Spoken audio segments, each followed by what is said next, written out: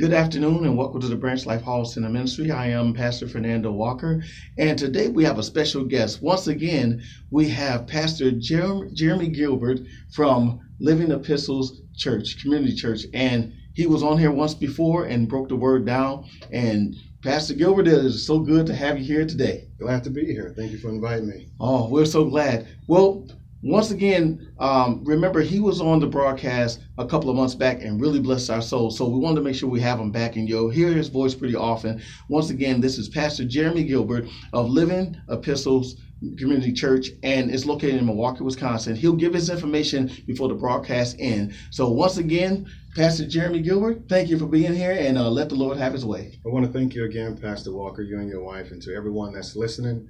I want us to look at the Gospel according to Matthew. We'll be looking at verses 18 through 25. Again, the Gospel according to Matthew, the first chapter, verses 18 through 25. And it reads, "Now the birth of Jesus Christ was on the wise. When as his mother Mary was espoused to Joseph, before they came together, she was found with child of the Holy Ghost. Then Joseph, her husband, being a just man, and not willing to make her a public example, was minded to put her away privily or privately. But while he thought on these things, behold, the angel of the Lord appeared unto him in a dream, saying, Joseph, thou son of David, fear not to take unto thee Mary thy wife, for that which is conceived in her is of the Holy Ghost. And she shall bring forth a son, and thou shalt call his name Jesus, for he shall save his people from their sins. Now all this was done, that it might be fulfilled which was spoken of the Lord by the prophet, saying," verse 23, "Behold, a virgin shall be with child, and shall bring forth a son, and they shall call his name Emmanuel," which is being interpreted, God with us. Verse 24, "Then Joseph, being raised from his sleep, did as the angel of the Lord had bidden him, and took unto him his wife."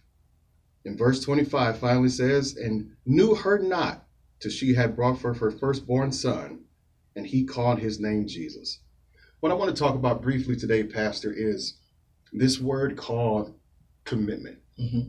And when I think about the scenario that's going on here, a couple of weeks ago, I was ministering at my church, and we used for a thought all in those two words. And this particular situation that we're looking at put Joseph in a uncomfortable dilemma. Mm-hmm. And this dilemma is this: I was faithful. I'm doing what I feel is right. But unfortunately, something unfair or something that I seem not to be consistent with my commitment Mm-hmm. has finally showed up. And the question is, how do I respond to situations that are not consistent with my commitment? Wow. So when you look at this dilemma, it introduced me to two words that many of us as believers or just everyday people constantly are fighting against in this real world that we live in. And that word is courtship, and the other one is called compromise. And I can use some practical examples because it doesn't matter where you may be, you will confront these two words. So let me use a practical example. You will have a sports athlete Mm-hmm. who will sign a contract with a team. Signing that contract with the team is a commitment and saying, I'm going to be here for X amount of years. Mm-hmm. But then unfortunately, the team might start losing. The success is not flowing as fast as this person may feel. And they may say, I'm doing everything I'm supposed to do. I'm training, I'm performing, I'm putting up historic numbers, but yet it seems like the support around me is not being consistent with my commitment.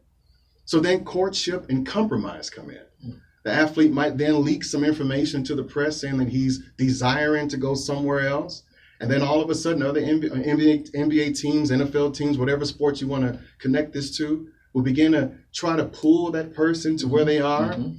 And ultimately, what they're trying to do is get that athlete, through their age and whatever means, to compromise the terms of their commitment. Wow. We also see this in corporate America, where a particular corporation may say to a state, hey, if you give us land and tax breaks, we'll move here, we'll stay here for a period of time, we'll employ X amount of people, we'll allow there to be growth, and all these beautiful promises. But then they might get an offer from another state, mm-hmm. or an offer offshores. Mm-hmm.